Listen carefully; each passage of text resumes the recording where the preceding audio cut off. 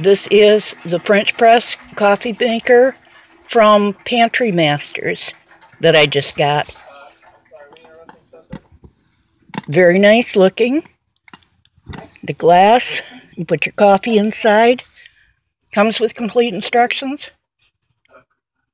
I know I'm going to like this. French press coffee maker holds 34 ounces, which is 8 cups.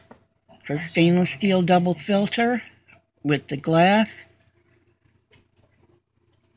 Make a great gift or buy one for yourself. You can find it by following the links below to order your own on Amazon.